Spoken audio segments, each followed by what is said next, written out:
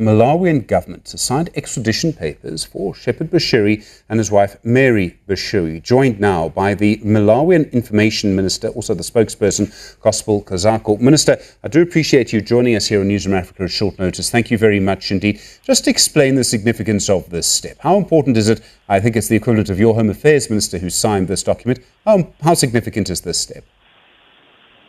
What it means is there's now progress, there's now movement.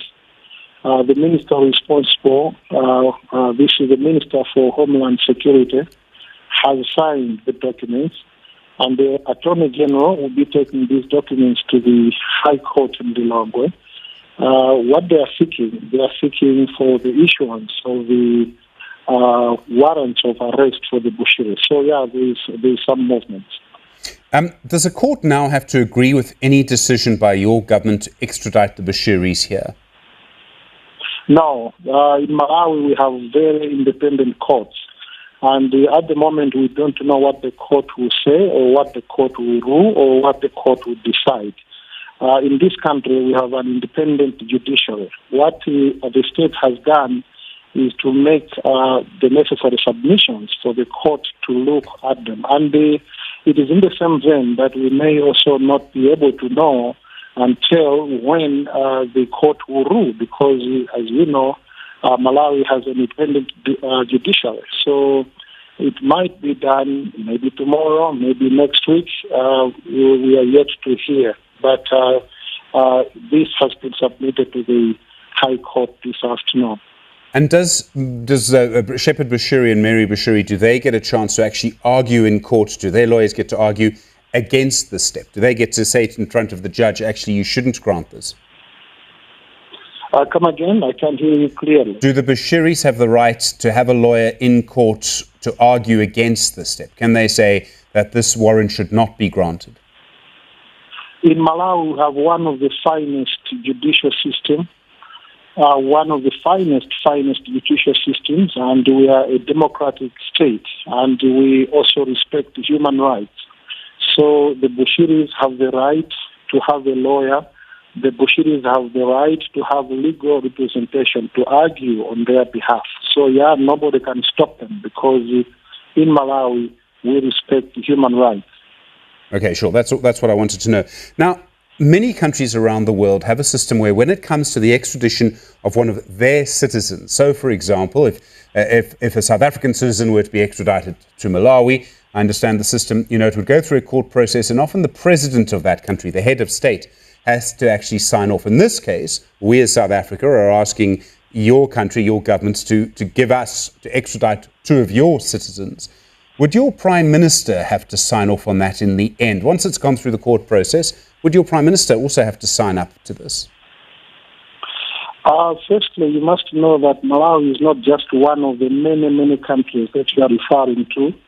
Malawi is a country of its own, and we become very different from the rest of the countries because we have a very good judicial system. To just refer that many countries do this or do that, and then Malawi should do the same, that's not how we operate. We have our laws here, we have our systems here, and that's what we'll be following. We need to check whether there will be need for the president to sign. If indeed that's what the law says, then that will happen. If that's not what the law says, then it doesn't have to be that way. We find this very simple to handle. We find it simple because we are one country. We might have a smaller GDP than other countries, but I can assure you our GDP in terms of the rule of law is very high, very high, better than most of the countries that you look at as having GDP economical or a higher GDP economical. So we follow our laws. And we'll be informed by our laws in this country. Well, Minister, I take it that you are the Minister of Information. I do understand the point that you're making. The reason I ask all of this is because your Prime Minister is in fact a supporter of Bushiri. I mean, we know this. I'm not arguing with you. It's a fact. Your Prime Minister, in fact, has already planned to go and be part of one of his events over New Year's Eve. I mean, that's right, isn't it? No. You are telling me as if that is true. Why are you choosing to be a victim of social media, the low side of the social media? What you are referring here, I hope this is not what you have been telling your people in your broadcast, that the President of the Republic of Malawi will be attending Bushiris' event on the 31st of December. That is not true. You must learn and be quick to be consulting, confirming whether this is true or not. What you are referring to here is not true. The President will not be attending Bushiris' event, and that was just a social media low side. And I'm very surprised, almost shocked, that you are taking that one as the truth. Please learn to tell the truth. Truth is very important. So that doesn't come in. The President will not be attending that event. I don't know where you got this from, but we also saw it in the social media, but that's not true at all. Appreciate it. Let me also mention that in Malawi we don't have a prime minister. We have a president. We do not have a prime minister. We have a president.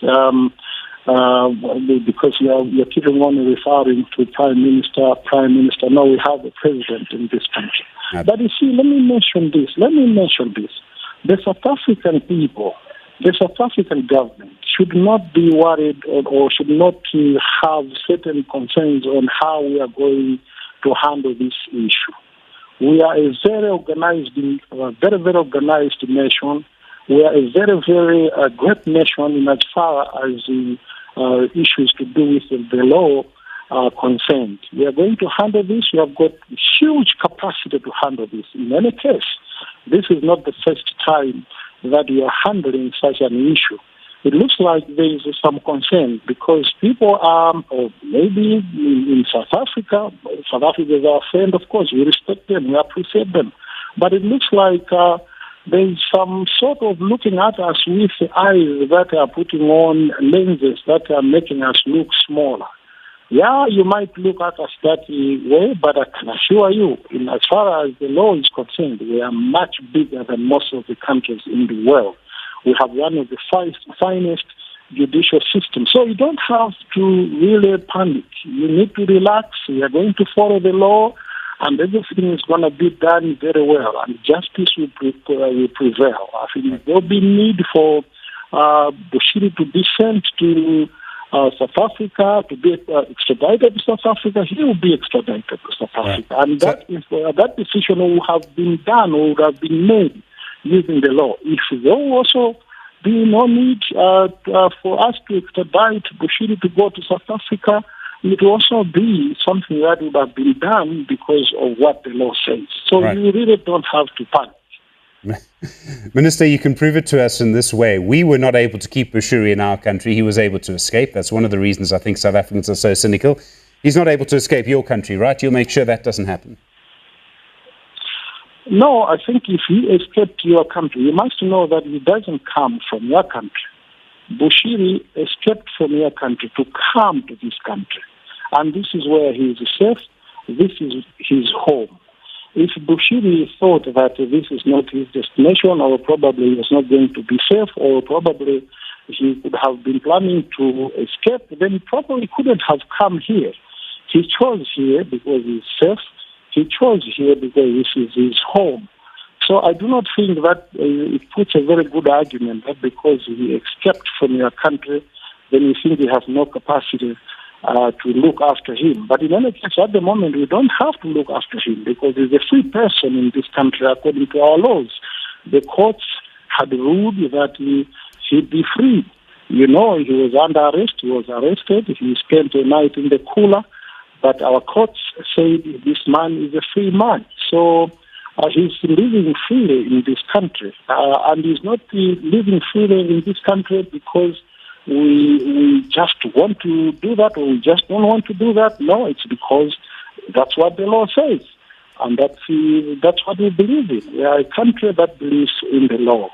So you don't have to panic. You really have to relax. And let me also take this opportunity to say this, that we look at South Africa as our great partner, our great friend, And you are aware that our president was there. President Lazarus Chakwera was there in South Africa, cementing our relationship. And at the moment, I know the South African media is doing all it can to create a narrative that there is an overstretching of some sort in our diplomatic relationship. There isn't any. Our diplomatic relationship is as healthy as it has been for so many years. And look, we cannot overstretch or injure our relationship because of one citizen. Remember, you have about 60 million people in South Africa, and our population here is about 19 million. This is an issue involving one person. I think it will not be wise for the two nations to look at it from an angle where we have to stretch our diplomatic relationship. That's not how we are looking at it. The two countries are happy with each other. The two governments are doing what they're supposed to do. The two judicial systems will be doing what they're supposed to do, and all the prosecuting authorities certainly will be relating to each other and making sure that whatever is being done is following the law, and that justice must be brought out, and everyone must see that justice is being done. Minister, we'll have to leave it there. Thank you. Gospel Kazako is the government spokesperson and information minister for the government of Malawi.